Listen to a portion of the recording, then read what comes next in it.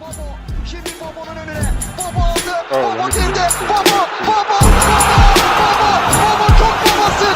Çok harikasın. Hello amigo, how are you? Come to Beşiktaş.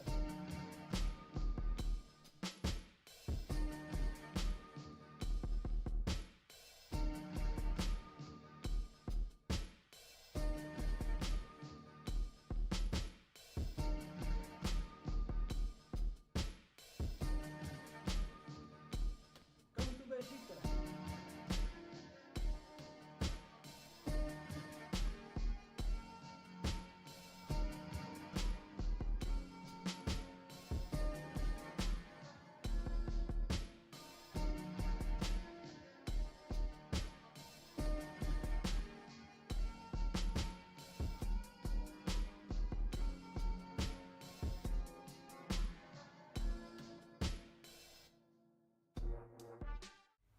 You're listening to the Black Eagles podcast with Sinan Schwarting and Kaan Bayazit.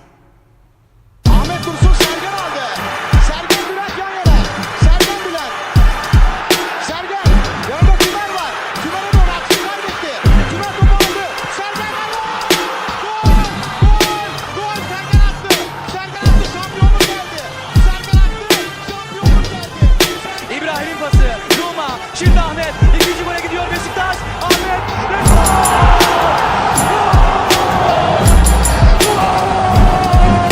Ahmet Dursun gol attı.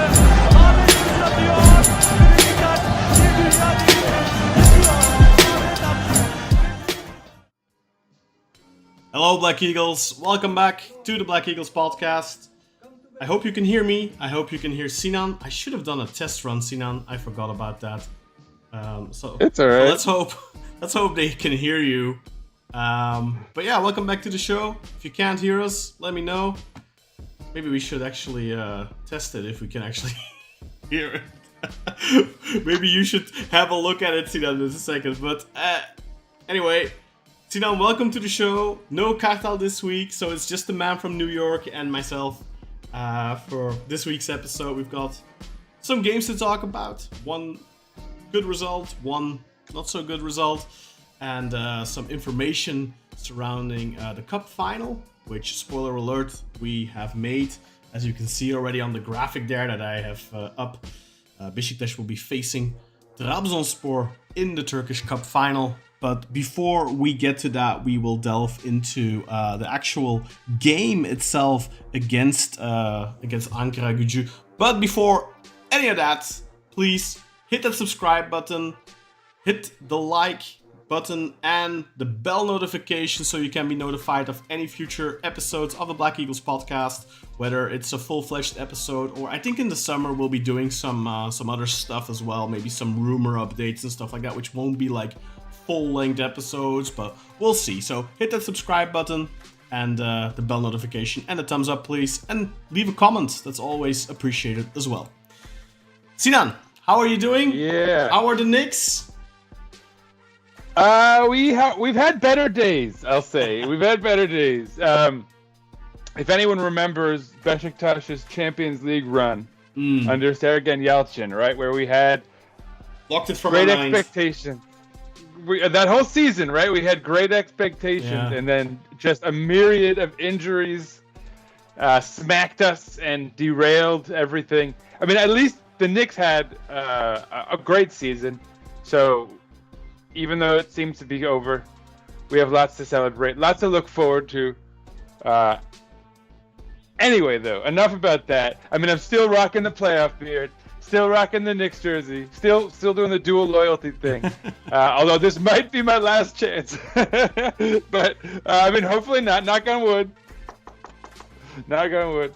But yeah, on the other hand, Beşiktaş. We're not doing great. We have something great to look forward to, though, which you've already alluded to. Yeah, how are you doing, Kaan? How are you feeling about everything in our Black Eagle universe, multiverse? I mean, you know, it's we've got something to look forward to on the 23rd of May, which is that cup final, of course, that we already referred to. But other than that, there's 2 games left in the season. I think we all just want it to be over as soon as possible. Hopefully finish it on a high note, which would obviously be with a cup victory. So if we can do that, that would be amazing. If you look at the momentum of both teams right now, I think the chances are more in favor of our opponents, Trabzonspor. Not that they've been playing amazing or anything. They got beat last week as well by Samsunspor. So it's not like they're on a super hot run without losing anything. Like, for example, Çağdaş Şatan's Başakşehir, they've been on a really good run in the last month or two and a half. They've been on a great run. That's not something you can say about either Beşiktaş or Trabzonspor, but when you have to, Trabzonspor are clearly on the better run, and also are clearly, they have more players who can make, I think, the difference at the moment. Paulo Nuachu is back. He's scoring goals again. I mean, the guy has 14 goals and 20 league appearances for them this season. If he would have played 35 games, I think he would be, I don't have much doubt about it. I think he'd be the top scorer of the league. I think Icardi has like 22 or 23 goals. Give Onuachu 10 more games and he bags at least 8-9 more goals, and then he's on 23 or 22. So I think he'd be near the top of a top scorer list. So Trabzonspor are going to be a dangerous opponent for us. But let's talk about how we got there first, which is of course by beating Ankaragücü at home. Sinan, the goal scored by Ernest Muçi, who scores his 4th goal of the season for the Black Eagles, but not necessarily the best game for us, right? What did you think of the game overall? It wasn't bad. I feel like we came out with the right zest, right? Like we wanted to win this one, obviously. Mm-hmm. We were going forward early on, which is more than we can say for the match against Alanyaspor. For sure. Great atmosphere, we have to point out, right? Yeah, the atmosphere definitely at the Turkish stadium was amazing. Sold out crowd. I didn't see any empty spots. I think even either all the season ticket holders either showed up or they transferred their tickets. So it looked like a real packed house. It was a great atmosphere, but a little were you nervous during the game? Because I think it's one of the first games this season that I really felt like I was anxious a little bit. Yeah, I mean, this was our biggest game of the season, right? I mean, now we have a bigger one, coming up for sure. But which is actually kind of refreshing, right? I feel like we've had months of just football that you could kind of like come up with something to care about, like I hope this player plays well, or I hope this, we see more of this or that, or whatever it is. But like there wasn't, let's be serious, like we haven't had much in the way of like things to play for in a few months. Mm-hmm. So yeah, it's good to like have these like big high profile matches to really get into and to get nervy about. Obviously with the Knicks I've been playing that lately, but yeah, with Beşiktaş, this cup, I can't underscore enough. Like a lot of people have spoken about how, this is like our worst season, since I've been a Beşiktaş fan. If we win the cup, I think that whole conversation is scratched. You can't say that a year that where we win silverware is the worst season in our club's history. I would argue, and especially when you think about the kind of financial ruin that our rivals have put themselves in, and one of them will get paid off for it, obviously, but the other one is totally screwed. And at the moment, that looks like it's probably going to be Fener. But so for us to win silverware, to win a cup, to add to our cabinet, mm-hmm. while they're still in purgatory. I mean, there's a lot of like poetics in that, So I this cup is huge. I would love to win it, and I think it would totally change our outlook on the season. Not as far as like, we're a good team and we have lots to like look forward to right now. And we have a ton of work that needs to be done this summer. We have a lot of talent that needs to be brought in and kicked out. But yeah. But it would totally change, I think, how we perceive the season, which would go a long way. I'm looking forward to this match that's upcoming. And so yeah, this Ankaragücü match was huge. And I actually think we played. I mean, that second half was dismal. Once we scored, we were too passive. But like, it's not like they had a ton of opportunities that made it feel like we got an unfair result, right? No, I wouldn't say that either. I think they were dangerous. They were looking especially in the second half. I remember just thinking that in the first half we were okay. I think we were the better side, but not necessarily good. In the second half, I really thought Ankaragücü were the better side. They were countering. They had a couple of dangerous counters. Their last pass was off. Their quality was lacking up top. You could definitely see that. But I really felt like we were on the ropes for a while there. And then, of course, we had to substitute Gezalov due to an injury. We had to make some forced changes. I felt like Ernest Muçi was invisible. And, for those of you that watched our live watch-along of the game, I literally just started criticizing Muçi for being invisible, essentially. And wouldn't you know, like a minute later, he actually scores the only goal of the game. And, we're going to be a little bit cheeky here. I'm actually going to show that goal. So maybe you want to do some play-by-play, Sinan. But I'm actually gonna show this goal. So the goal actually came out of an error Yine pas from yaparak çıkıyor ama Ankaragücü bir and hata. Ertaç, Şimdi the Muçi. goalkeeper. Muçi vurdu ve gol. But very savvy, like all around, right? Very heads up play. You can tell that the guys are engaged. They're defending up front. And Muçi, that's like a moment of brilliance, right? Like he showed immediately, right, that even when he's having an off day, he kind of switched it on, right? Like it was a key. I mean, biggest goal of the season. Biggest goal of the season by a lot. And a typical Muçi goal as well, I think. I think all his goals this season have been those powerful shots just from the edge of the box, inside the box, but like always kind of in that same area of the field. You see here, it's the pressure really from Muleka that forces the mistake. Muleka and Ak. Muleka and Ox, exactly, yeah. Double. And that forces the mistake. And really, I think you can say they gifted us the goal. Because up until then, I didn't have the feeling like we were going to score.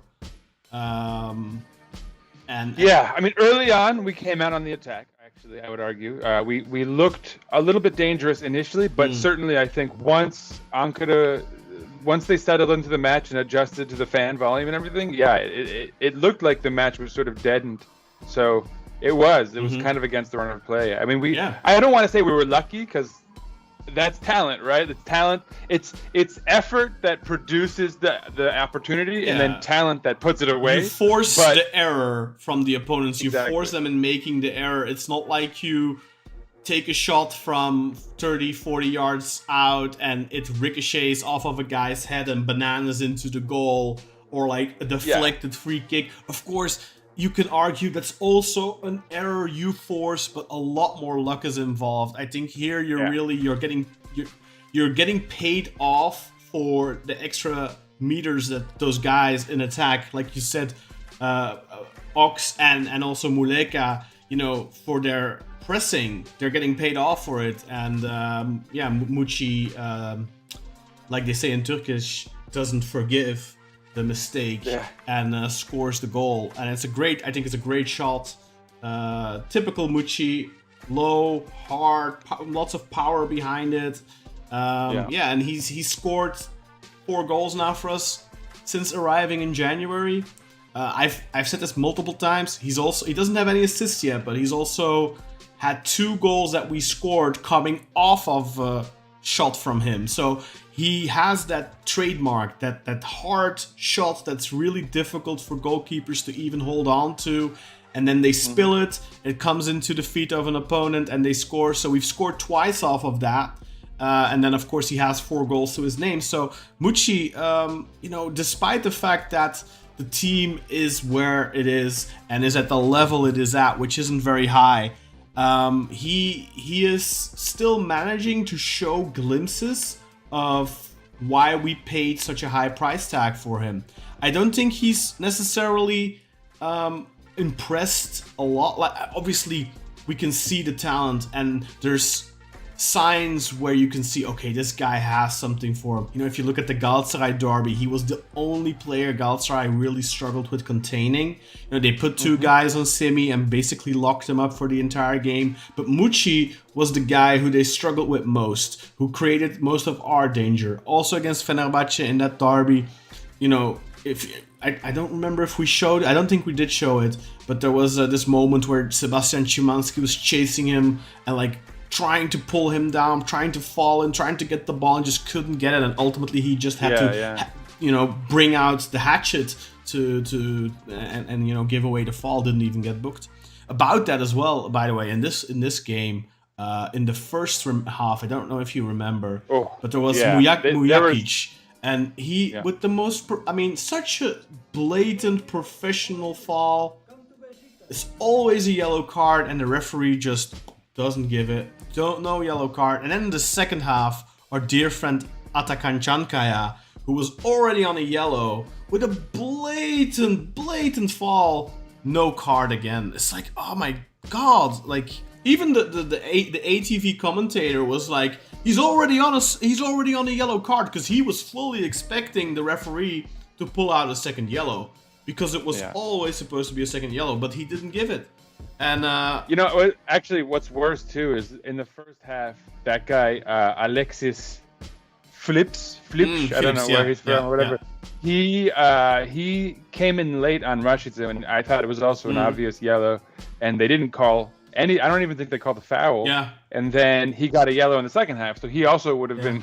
Like, they could have been down multiple men. Yeah. I mean, wasn't that in this game as well where Svensson got booked for like a really soft tug, like a really soft, like he pulled his sleeve like for like a fraction, but like instantly let it go. So yeah, he pulled it, but he let it go, and the guy went down willingly, and they and what it was he extended his arm out, and then pulled it back, kind of like that was stupid, whatever, and there was barely any contact. Yeah. And it's like such a performative yellow card. So it was so against, like, in my mind, it's like, okay, look, you're a referee, you're in charge of a game, and you expect it to be combative. Obviously, it's a semi-final in the cup, so you keep your cards in your pocket. Okay, that's fine. If you want to lead a game like that, plenty of referees do it. You know, for derbies and stuff like that, they do it a lot as well. But then you can't give that yellow card for Svensson and ignore blatant yellow cards for Mujakic and Atakan Çankaya. You can't do that. Like, you can't give soft yellows on one side and then ignore clear blatant. Like, even if you're like those two, the Mujakic and the Atakan ones that I'm talking about, like, even in a game where I'm going to keep my cards in my pocket as long as I possibly can. Even in those types of games, those two falls are always yellow cards, because the only intention is to stop an attack. There's only one intention. There's no intention to play the ball. It's pure and utter spoiling of the game. So it is always a yellow card. That, for me, those types of things really bug me when referees get like that. I fully agree. Let's have a look at the stats for the game. I don't have too extensive stats for them. The A-Sport or whatever, ATV, they don't do much for us in that regard. And for some reason, it's not. I think it's more down to, because these are stats I got off of FootMop. So I think it's more down to the fact whether they have agreements for data sharing. Yeah, I think it's because it's a national broadcaster or whatever. Something like that, I think. Yes. But and before we leave them up there, because I think it's important to sort of view these things in context. But it's probably worth mentioning that I think fell off in the second half, and a lot of people were critical of this move. He took off first of all, he took off Semi, but I think he'd banged his head. That might have been a concussion. Yeah, he was hurt in an aerial with Mert Çetin, I think. And I believe they both came off after that because they both didn't come out for the second half. So I think they both may have gotten hurt off of that. But so yeah, Jackson Muluka came on for him, but Al-Musrati came off for Gedson Fernandes, and I have to say that I do think we kind of lost control of the game a bit as such, and it's not a knock on Gedson so much as it is that like I think you need both of those figures in that lineup, right? So that was a kind of self-own to some extent. We had a real void in midfield when Al-Musrati came off. Like, I don't know if it was due to some slight pains or anything, or why he was taken off, but, you could instantly feel it. Like, I didn't think that Al-Musrati played a particularly amazing first half or anything like that. It's not like he stood out tremendously. He had a couple of really nice passes, the types of passes he tends to give, those long balls opening up the play to the wings and stuff like that. So he had, 2-3 of those passes maybe. But other than that, something that you don't really notice until he is taken out of the game is his presence in the middle of the park. And his positioning gives the center backs and the full backs and everyone around him a passing option in the middle of the park. And when he was taken out, especially the first 20 or so minutes, you could see there was a massive void in the middle of the park. There wasn't anyone running there. Like Gedson, Salih, I think Salih was still on at that. Salih was on at that point. Gedson, Salih, and then Muçi. And the midfield just there wasn't anyone really filling that specific area of the pitch. Which I mean, in part, that's down to the fact that Musrati fills that out really well. But also, I think a tactical error on Serdar's part. Like if you put Gedson in. Like, I don't know, maybe he gave him specific instructions to go more to the left, to go more to the right or whatever, but he needs to make sure that that void in the middle is filled up. So if you're gonna give Gedson assignments to join attack on the left or whatever, then Salih needs to slot in there or Muçi needs to drop back further. And I didn't have the feeling that happened. It wasn't until Ox came on that I felt the balance in midfield was somewhat restored. But it never really felt as stable as it did in the first half, I had the impression. Yeah.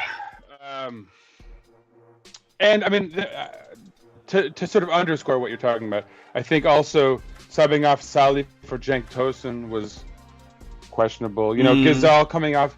Ghezal coming off is understandable. It was an injury for Ox, and it was because he was injured. Exactly. Which he pulled. We should probably talk about. I think he pulled his hamstring. And it sounds like he's done for the season. Probably. It's a shame. It's a shame because he was really starting to look good. He was. He was providing a lot of inspiration as far as us going forward and having some creative force. But so yeah, him coming off, then Salih for Cenk, and I mean, Salih really ghosted for this one, right? Was this the ghost game or this? Yeah, because he was good the previous. He was good against right? Giza, exactly. Yeah, and then so that's what always happens, right? He's good for one match, he ghosts for 4, and then hopefully we'll get a good performance. Hopefully we get a good performance. If he shows up for the cup final, he can get an extension. Exactly, that's the only way. Yeah. But so yeah, like I think, I mean it's tough. You don't want to be too harsh on these subs because so much of it is forced by injury and suspensions and like lack of other options. And we saw in Alanya, which we'll talk about soon, like he goes fully to the kids, and clearly that in and of itself is not going to solve any of our problems. Some of those kids might not be ready yet, apparently. I mean, here's the lineup. I got it up for you if you want to go over it. Yeah, and so let's talk about it. Yeah. So starting, of course, Mert. We had Svensson and Masuaku on the flanks of our defense, with Necip and Koli in the middle of the defense. Al-Musrati, Salih, and Muçi in the midfield, with Rashid Ghezal on the right, actually, and Rashid's on the left, with Semi up top. On the bench, we might as well do this. We had Ersin, Onur, Tayyip Talha, right? Cenk, Abubakar. I didn't know he was on the bench, but I thought he was injured. He was injured for against Alanya. The Alanya game, yeah. alongside And then a plethora Ox. of other players. Ox, Worrell, Muleka, Serkan Emrecan, and Jedson. So in this match, we actually had a pretty decent bench, but we used all the pieces of it that kind of, like by the time Gezal comes off, right, and we've already put in Jedson and Jackson Muleka. So we're already kind of playing guys out of position, and you know what I mean. Like it's tough. I know Serdar Topraktepe has a tough job. Yeah, but for sure. Yeah, we're still obviously not playing in a way that I think gives us a ton of confidence going into the Cup final against Trabzonspor. So like even fully healthy, I mean, I think that's going to be the kind of the determiner as far as whether we can win the Cup final or not. Is how many guys do we have healthy? Sure. And like, are they in form? Are they ready to go out and perform at a high level? So it's a big question mark, I think we could say. Yeah. But maybe on that note, maybe we move it over to the Alanya match. Well, before do you have anything? No, well, before we go overall the Alanya game, I do want to point out Jackson Muleka. Want to give him credit. Like throughout the season, he's been booed, being heavily criticized. And mainly that boo factor, I think that has gotten to a lot of players in the past. And I just want to give him a lot of credit in this game against Ankaragücü. I think it was the first time that the fans really sort of embraced him, and he even got he really got proper into it, like trying to sweep up the crowd and getting them to make more noise and stuff like that after the goal. But I think that the crowd kind of realized, look, this guy. The selfless work he did, with the goal that we scored, once again, his pressing and Ox's pressing leads to the error that leads to the goal. I think the fans at the stadium saw that, and I think they appreciate the fact that despite the fact that he might not be the best football player technically, not the most talented technically, he gives a fuck. And he runs his socks off, and exactly. And I think in this season especially, where there are so many, I think, better footballers that don't seem to care much, and Muleka does, and Muleka keeps working despite the fact that he has had to endure the hate of a section of the crowd. I think that's definitely something that's worth praising. Before we go to the Alanya game, Sinan, maybe we can just quickly go over these stats. I got them up there anyway, right? So if you want to do the honors. Yeah. Sure. So we had 55% of the ball, which I think we could have even had more of had we not taken out Al Musrati. We're still waiting for some info on that. Maybe he was injured or whatever. But we had as many shots off target as them, 3. But we had 8 on target, and they only had 3. So I'm guessing our XG was actually superior in this match. And if you look at the highlights, I think that's an easy assumption to make. We had 5 corners. We committed 13. Oh, they only had 1 corner, which also suggests that we were the more dominant side. 13 fouls committed by us to their 14. We were only offside once. They were offsides twice. And yes, that's it. I mean, there's not a ton of information to go by on that one, but. Oh, I'll give you some information later on, Sina. On the next one, yeah. For Alanya, a little bit more data for the Alanya one for sure. But yeah, I don't think it's a performance we can particularly be happy with in terms of football. But at the end of the day, we got the result we needed to get to the Cup final. And I don't necessarily agree with what you said earlier. I don't think that winning the Cup will salvage this horrendous season. Of course, it's ending on a high, and it's good because then you have positive vibes going into next season. Now, look, if we lose it, it's not the end of the world. I think it would kind of suit the season, so to speak, and we can start building anew in the summer. But of course, if you come off a cup victory, it does give you some momentum heading into the summer. It makes things a little bit easier. Also, in regards to Europe, you get that Europa League playoff ticket. And even if you get knocked out, you still get Conference League football. So you're then you get the Conference League. So you're essentially guaranteed European football for the first half of next season. Whereas if we don't win the cup and we finish 5th, then we'd have to play 3 qualifying rounds, I think, in the Conference League. That also means a very early summer for a lot of players. That means less vacation time. So yeah, that complicates matters a little bit. Obviously, Europa League qualifiers also start earlier. So, I mean, it's all a little bit of that, but yeah. But there's another aspect too, which is maybe even more important, which is that if we don't win the cup, and it's why this coming match against Hatay is fairly important. Yeah. We can't overlook it because we actually have to play to win that. Because if we don't win the cup final, then that final match against Kasim Pasha could see us drop into 6th place and out of Europe entirely. So, in a sense, the cup will theoretically, potentially alleviate a lot of pressure on that final match day.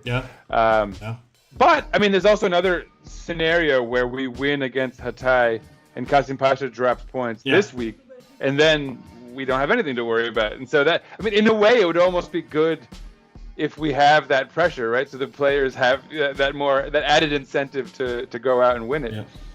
So, I mean, I don't know. We'll see how it goes. It's almost like that London thing where you have Arsenal fans supporting Tottenham. I mean, not obviously. We should always want to win. It's not quite the extreme, but. I mean, that's very true. And I mean, we'll start talking about the next game then. We'll head straight into that. So that's the one against Alanya, which finished 1-1. Which, as you said, it is important because that did result into Kasim Pasha coming closer. Kasim Pasha won their game. Who did they play this weekend? Antalyaspor. Oh, right. They beat 3-1, exactly. So they beat Sergen. And they come within striking distance now, I believe, if I'm not mistaken. I think they were 5 points back, so now they're 3 points back. 3 points, and yeah, they exactly. have the head-to-head with us because they beat us 1-3 at the Tupper Stadium. So if we were to end on level points with them, they would overtake us because they have the better head-to-head. Unless we get the result. Yeah, right, so if we them. let's say we lose against Hatay, they win their game, and then we beat them 2-0, then it'll come down to goal differential. Then we have the edge. But, obviously we don't wanna you don't want to do that. You don't want to have to play those. Exactly. You don't want math. You don't want to have to rely on math. Exactly. It's won't be as stressful as it was 3 years ago. But it will definitely still not be a scenario you want to be in, I think. But yeah, let's talk about the Alanyaspor game, Sinan, because here's the result up on the screen. Muleka scored our goal, and Ahmed Hassan scored for Alanyaspor. Not that Ahmed Hassan, not the same guy. He's not. Is he still playing? No. He retired long ago. He's got to be like 50, right? Maybe he's one of those like. But Romario. Did you hear Romario is making a comeback in Brazil? He's like 60. You're kidding, right? That's not. No. He's really. I think he's trying to try out for like a amateur side or something. Wow, that's crazy. That's insane. I mean, Romario must be close to 60. I think he's. Yeah, he must be. He's up there. He looked like. When I saw the image, 58. I mean, he retired at like 43 or something. Like he kept going for a long time.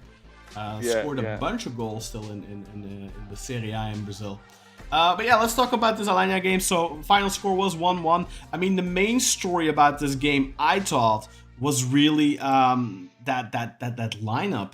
I was gonna say, let's start with the lineup. And go ahead, Sinan. Go ahead. Yeah. I almost wish that we had the list of like injured and suspended players. I'll go. Too, I have it in my head, so you go ahead and do that. Good. And I'll. I'll read through the lineup and the bench, and then you can kind of mention what's lacking there. Mert starting up top in the back. Svensson and Masuaku.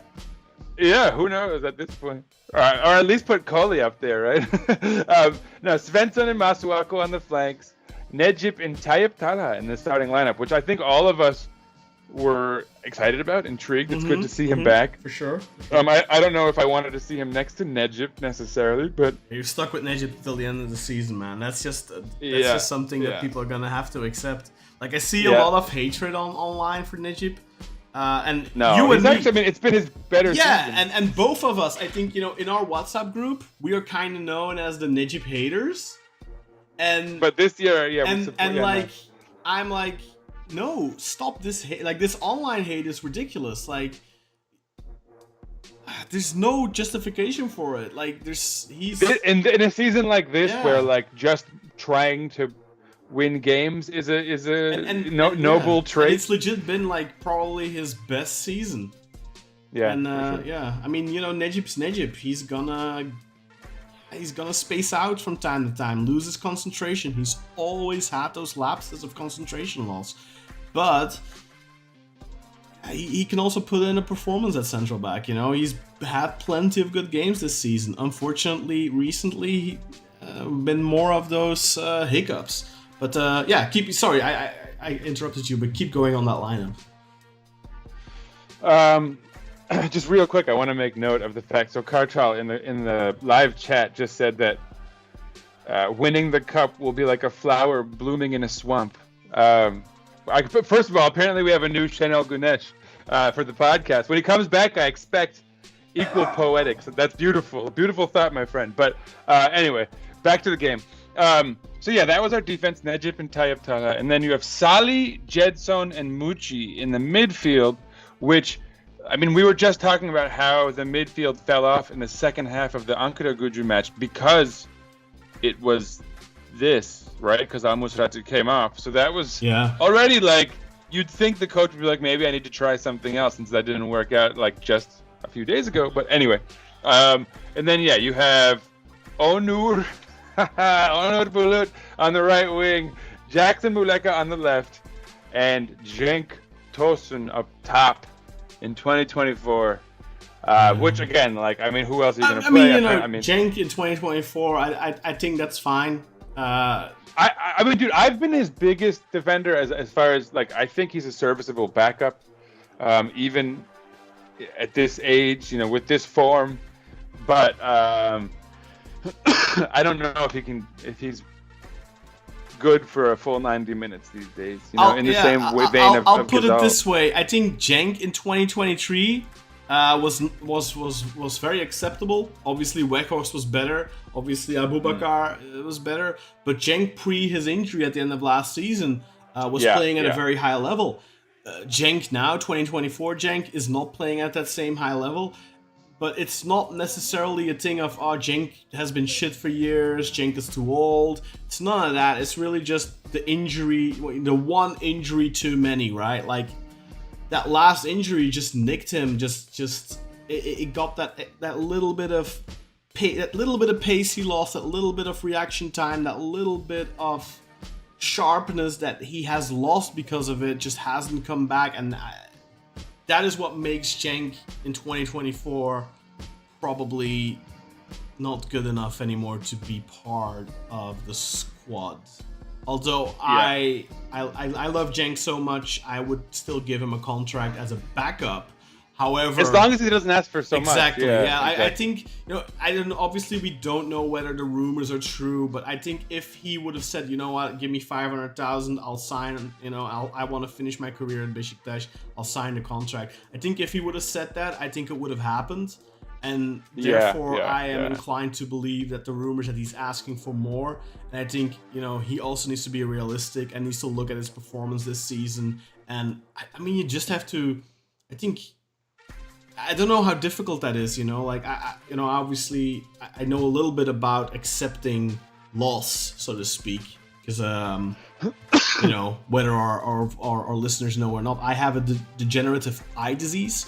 So losing your sight slowly is something that is very difficult to come to terms with. So I can imagine that losing your physical ability, if you're an athlete, is very difficult to come to terms with. I can perfectly imagine that. But also, I think it needs to be acceptance. Now, obviously, there's a big difference. Cenk has had 7, 8 months to be confronted with it and accept it. It's a process. It's gradual. I don't think it's that easy. It's something you need to, like, it's a form of mourning, right? Like, for a footballer, if you aren't ready to hang up your boots and you're like you had that last injury, and it kind of is forcing you toward maybe you can't play at this level anymore. It is very hard to come to terms with, and you're kind of mourning the loss of your hobby, of your career. I think if for a guy like Cenk, who's clearly driven to play the game, obviously there's plenty of footballers out there who don't just play for money. I don't think Cenk is one of those. Otherwise, he would have never taken the contract he did at Beşiktaş to come back. So it's difficult, but he needs to confront his own shortcomings. He needs to confront himself with it. He needs to accept it. And he needs to see that this season, his level he played at this season, does not justify anything close to what he is supposedly asking for. He needs to accept that if I'm going to stay at Beşiktaş, if I want to close out my career at my club, the club I love, which Cenk is a Beşiktaş fan, we all know, if he wants to do that, he is going to have to take a small monetary fee in terms of guaranteed wages. Yeah, like he already did 2 years ago. We have to give him credit for that, but he needs to again do it. He is not in a better position now than he was at the beginning of last season when he signed that cheap contract, so to speak. He is not in a better position. He was in a great position at the end of last season before he got injured. I think if he doesn't get that injury, I think he always is entitled to get a pay bump because, he had like 17 goals or something in the league. He was doing great, as a secondary striker and not playing much in the beginning of the season under, was it Val? Yeah, it was Val, right? Last season, the beginning of the season. Like, he was barely playing. He didn't start playing until Chanel came in, right? And I think because he had been coming back from that injury still a little bit. I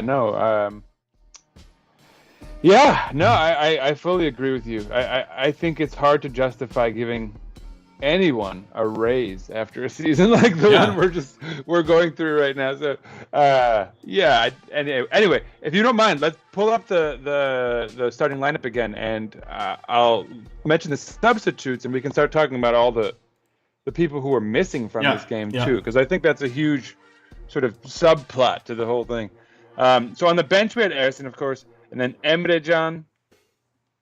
Emrecan Terzi, I think. No, that's Serkan Emrecan. Oh, yeah, that is, yeah. So who is the Emrecan? So that has to be Uzunhan then. Emrecan Uzunhan. Is he back? What I thought. I'm almost. Yeah, he's back.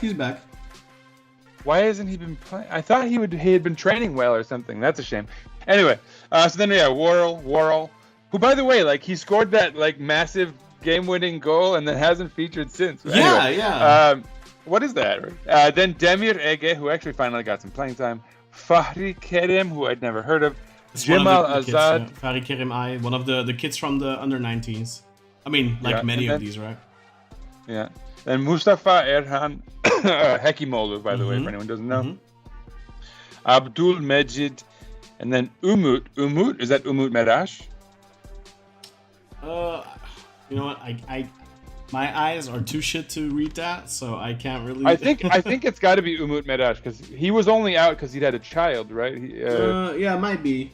Yeah, I think it is. I think it is Umut Meraş because there was some speculation that he might start in this game, and boy, was I happy he didn't. I mean, I think if he started this, I mean, there was some rumors even that he would start against the Ankaragücü. So I'm happy he did not. That would have been a disaster. Yeah, I mean, if you remember the first leg, he got subbed at halftime because he basically almost gifted them two free goals, which fortunately they did not accept our gift. We don't need any more of that. Yeah.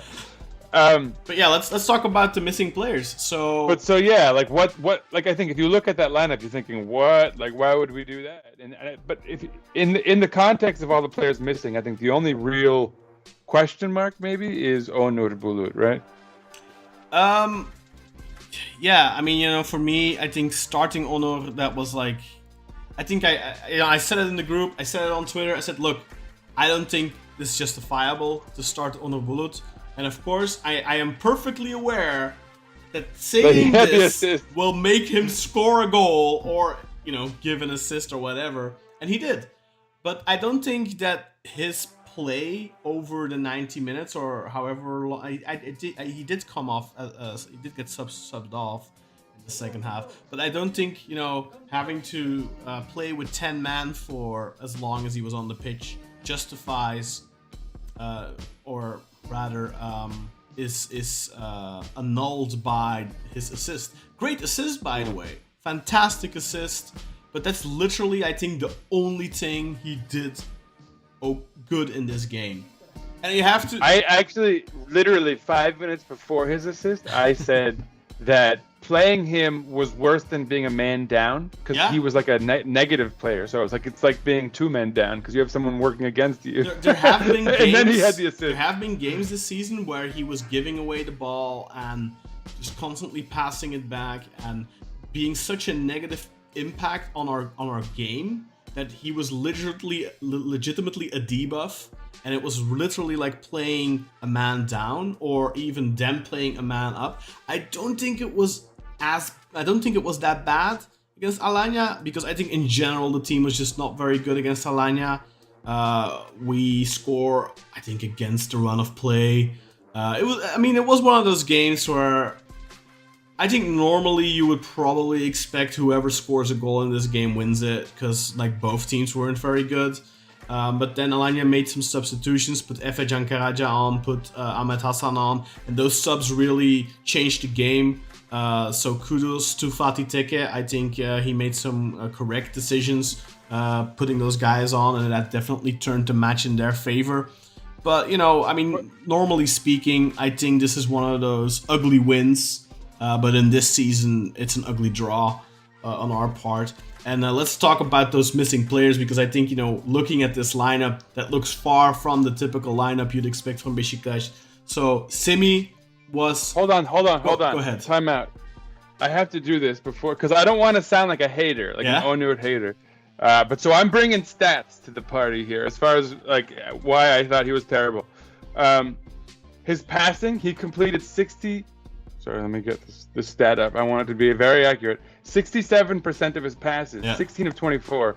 And you might be like, oh, but maybe he had like a ton of crosses and long balls. No, he was 2 of 3 on long balls and 2 of 2 on his crosses. Mm-hmm. So most of those were just bad short passes that often went to the other team.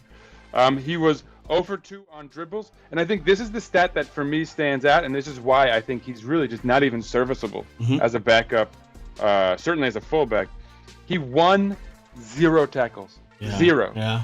Not 1. He's a defender. He played as a right winger today in this game, right? But yeah. That's true. That's true. But nonetheless, like, you expect a guy who's a fullback who's going to slide in at the wing to come back and support a little bit defensively. He did none of that. He had, aside from the assist, he very largely ghosted, which is, like, for a winger, impossible. Granted, I think Svensson had that lane locked down, man. Like, Svensson is the only guy on the team that I thought played a great game. Had a lot of effort. He was legitimately fantastic. Hey, time out real quick. I just have to mention, they're doing, like, facade work on my building, so if you guys hear construction noises in the background, I haven't heard anything so far. No, they're just starting now. They were on lunch break. So. Okay. Let's hurry up then. Yeah. We're getting through this, actually. We're doing a good job. If we could clone Svensson and give him a left foot, you could put him on the other side, and maybe we wouldn't have conceded the goal we did. But let's talk about the missing players first, right? So Simi and Al-Musrati, they were both suspended. Somebody else was suspended as well, I think. Was there one more player suspended? No. I think it's just Simi and Al-Musrati. So Al-Musrati was serving the second of his 2-match ban following his red card against Fenerbahce. Semi was serving his yellow card suspension following his 4th yellow card against Çaykur Rizespor. And then Ox was out with the flu. He was, I assume the flu. He was ill, so he was sick. He wasn't in the squad. And then we had... Sorry, my dogs are about to start barking. That's all right. But we had a couple of more guys out injured. Dogs completely pulled me off my game here now. It's all right. But Bakhtiar is still injured. Amir is obviously still injured. Those are long-term injuries. But we had a couple more injuries. Totally spacing. Abubakar was gone, injured. Like Gezal obviously injured as well. And Rasisha Rasica probably the biggest one. I mean, Gezal was to be expected. Abu pulled out, day of the game as well, and Rasica also. But I think with Rasica, it's probably more of a case of we don't want to risk him for the cup, Like he's probably got like a light injury. We don't want to risk it getting any worse. We want him to be able to play in the cup final. Abubakar is back in training. Ox is back in training. I think Rasica is back in training as well. I'm not 100% sure on that. But I think all three of them are back in training today. So they should be good for the game against Hatay, you would expect. But lots of players missing, and you can see it about this makeshift lineup. It was really difficult. I think, if you would have said beforehand, I think a lot of people in our group chat were saying, this is going to be an ugly game. We're probably going to lose. And, I think beforehand, if you say, we're going to get away with a draw, maybe it'll be like, okay, whatever. Alanya away is never easy. Even this season, Alanya isn't as strong as they have been in past seasons, but they're still, like 6th, right, or 7th. They are not too far behind us. I'll get the standings up here. They're if you 5 want. points back. Yeah. Actually, with a win, they still had some chances at. They could have caught us. They still had some chances at European football. But I think the main... They had, in a sense, you could make the argument they had more to play for. Yeah, because that was basically the result that secured the fact that they're not going to be playing in Europe next year. Essentially. So. I mean, I don't know if they realistically wanted to even push for Europe, but I think the main issue for me was here, you basically scored a goal in the 61st minute. Great assist by Onur Bulut, we have to say. Great header by Muleka, 1-0. Muleka injures himself on the goal, has to be subbed off. And that's, I think, where Serdar Topraktepe made a massive blunder. He takes Muleka off, which obviously he's forced to do. He puts Serkan Emrecan Terzi on, and he moves Masuaku to the left wing, and he puts Serkan at left back. And throughout the game, most of their danger had come from their right wing or left wing. So Oğuz Aydın, who's been in tremendous form for them, not all season, like last couple of months since Fatih Tekke came in, really. He's been in tremendous form. I think he has like 13 goals or something in the league. Really great stats for him. And he had kind of been running down that autobahn the entire game already. But Masuaku, got the better of him multiple occasions. But then he made that switch, putting Emre Can there. And, I think Emre Can is a perfectly serviceable player as a backup and all that. But here, really, I think, he put on, Fatih Tekke put Efecan on, put Ahmet Hasan on. So they were overloading that right wing of theirs with Efecan and Oğuz Aydın both there. And they just overwhelmed us on that wing. They were already causing us so much trouble throughout the game. And you'd expect, there's two fullbacks there now, Serkan Emrecan and Masuaku, so maybe they'll, I think that was probably the idea in Serdar's head we got two fullbacks there now, surely they can hold down the fort. But unfortunately they couldn't, and I think at the end it was Alanyaspor looking more likely to snatch a win rather than us getting a point or getting a win. Do you see this? You see the momentum chart here? Yeah. So it's at the end of the first half, and as you just said, at the end of the second half. And so right about where we scored the goal, and shortly thereafter, we had like a kind of spell of, I wouldn't say dominance, right? Yeah. But we had things move in our direction, and then at the end there, especially like you said, really like the last 10, 15 minutes, they took it to us. And even after their goal, I don't know if you remember, but they were still pushing for another. I mean, let's have a look at their stats, because I have a bunch of stats for them. And Sinan, feel free to pick and choose a little bit, but go over this. All right, let's do this. So, I mean, first of all, they had more of the ball. In fact, the same possession, but in the inverse, right? So they had 55% of the ball to our 45, which was the opposite in the Ankaragücü match midweek. They had 1.94 xG to our 0.45. They had 18 shots in total to our 9, 2 big chances to our 1.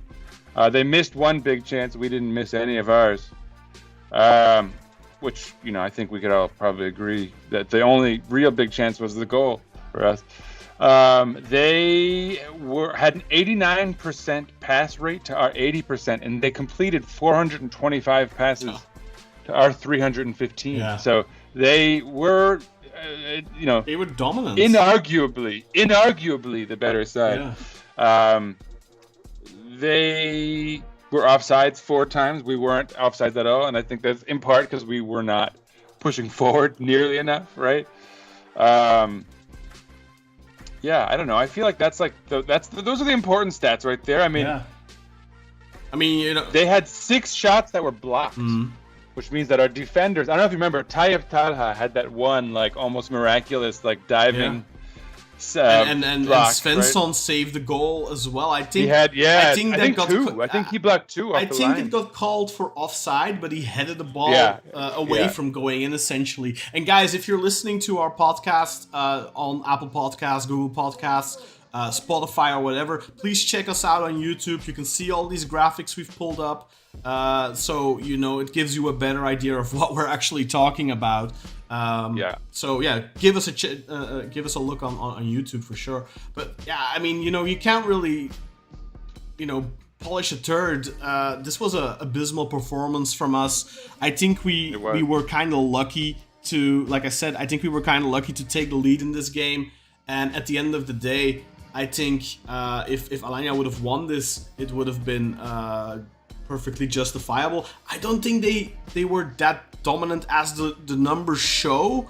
I think it was kind of a poor performance on both sides, but more so from us, of course.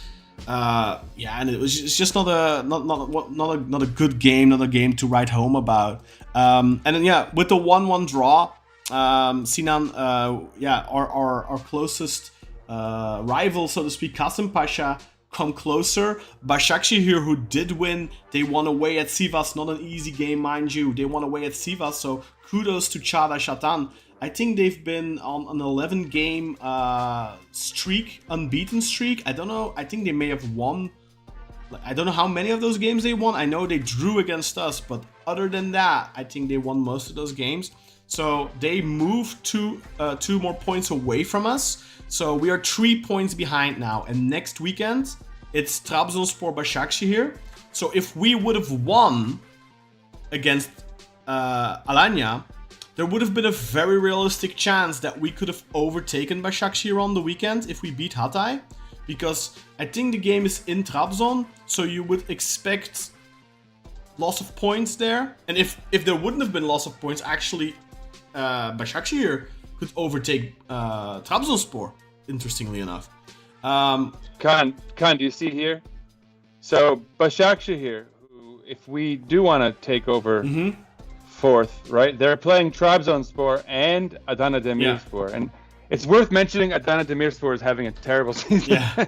So that's not really good. Yeah. But the Trabzonspor match is positive. There's a chance that if we can win 6 points in these last 2, we could pass them. We could pass them.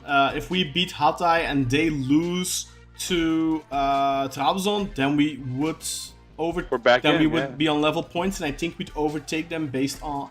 I'm not quite sure what the head-to-head is. We drew them 1-1, and I think we may have beaten them in the first half of the season because they were in the relegation zone for a while, but I'm not 100% sure. Might have also ended in a draw because we were obviously not good either at that time. So I don't remember exactly, but I don't think there's a big issue there. And I think in goal differential we are. No, we won. We won. So we have the head-to-head. So if they lose to Trabzon and if we beat Hatay, we would be in 4th again. However. We squandered a massive chance, I think, because if we would have beaten Alanya, we were in a winning position until roughly 11-12 minutes until the end. If we would have beaten Alanya, we would have been in 4th place again, even if Başakşehir just draw. So, it's a missed opportunity, I think. No, and I mean the other good news is that Kasımpaşa is playing Rize and us, right? So in theory, it's fully in our hands. It is completely in our hands. But you need to keep in mind we lost to Kasımpaşa at home. Kasımpaşa are not firing on all cylinders anymore, I'd say, but they're still in a much better form trajectory than we are. I mean, here's their form up. Yeah. Put this up too. They've, I think their loss to Başakşehir recently, 4-1. That's a killer. Yeah. And then they had 2 losses after beating Samsun. Well. Samsun is bad, but yeah, they lost to Gaziantep and Konya. Yeah. And then, of course, Galatasaray. Yeah. So, yeah, I mean... So it's not like their form graph is amazing or anything, but still, I don't, even in a good season, going away to Kasımpaşa is always kind of our black sheep. It's always a tough game for us. So, it's going to be a tough one. But obviously, like you said earlier in the broadcast, if we beat Hatay and Kasımpaşa doesn't win, I don't know who they're playing on the weekend, but if Kasımpaşa doesn't win and we win, then they're playing Rize. Then we should be safe. So Rize is a tough one for them. So yeah, there's definitely a chance, and that is also, I think, part of why the next game is so important, the Hatay game. And we have to say, Hatay beat Ankaragücü on the weekend, and they have to beat us to stay in it, really, to stay alive in the relegation dogfight. And they are just coming off of a huge win against Ankaragücü. Didn't manage to beat Antep the week before. So they are in a tough position. A lot of their players not getting paid. Volkan Demirel got fired. Supposedly he was paying the players. Obviously, Hatay, one of the 2 big clubs hit by the earthquake so badly last year. So they're in a difficult situation.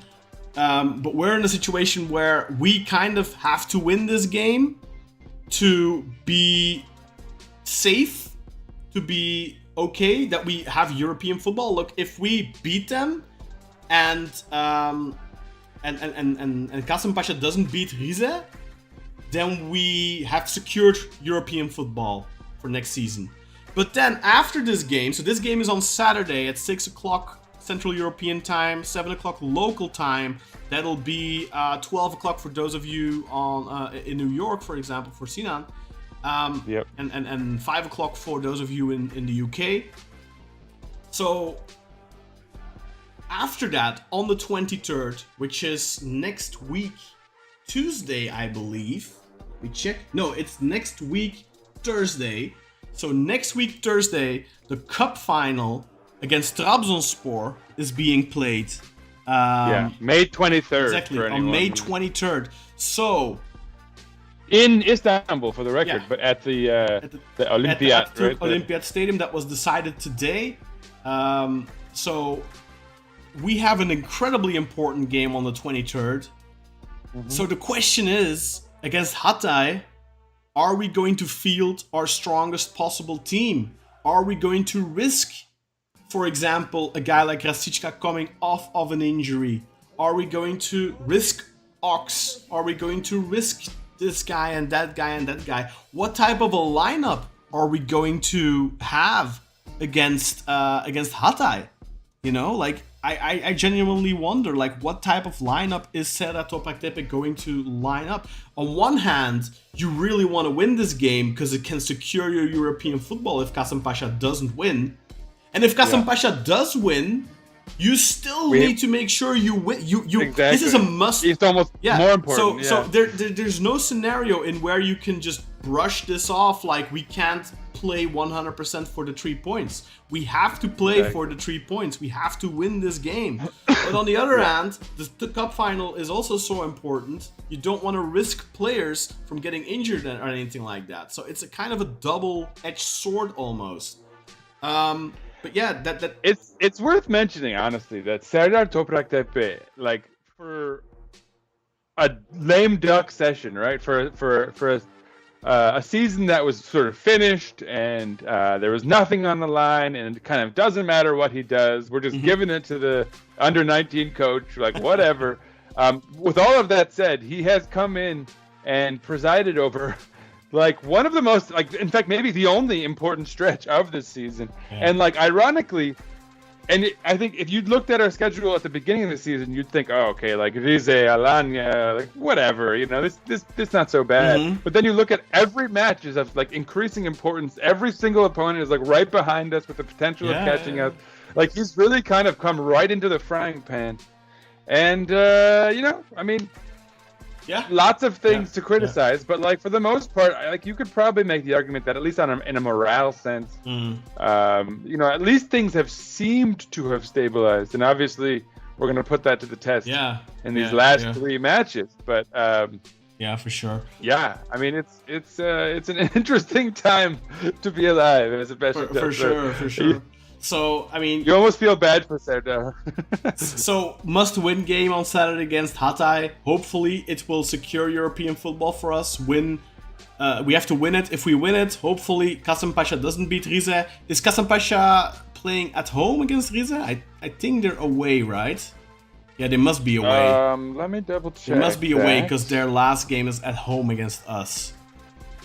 Yeah, I think you're right on that. So...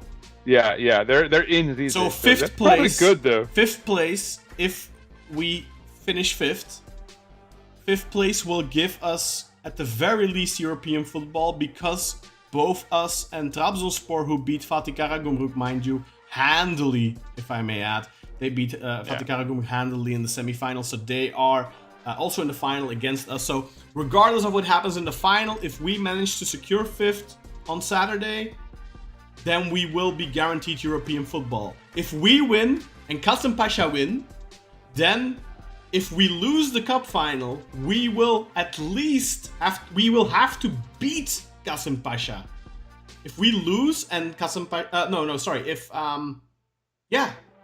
if we both win, a draw is enough. If we lose and Kasımpaşa wins, we have to beat Kasımpaşa. So we just have to win that Hatay game. Seriously. Yeah. I mean, we have to win 3 matches. That's it. I hate to put that on this guy, but it is what it is. I mean, look, no, we don't. If we win this game and Kasımpaşa don't, then the last game against Kasımpaşa doesn't really matter.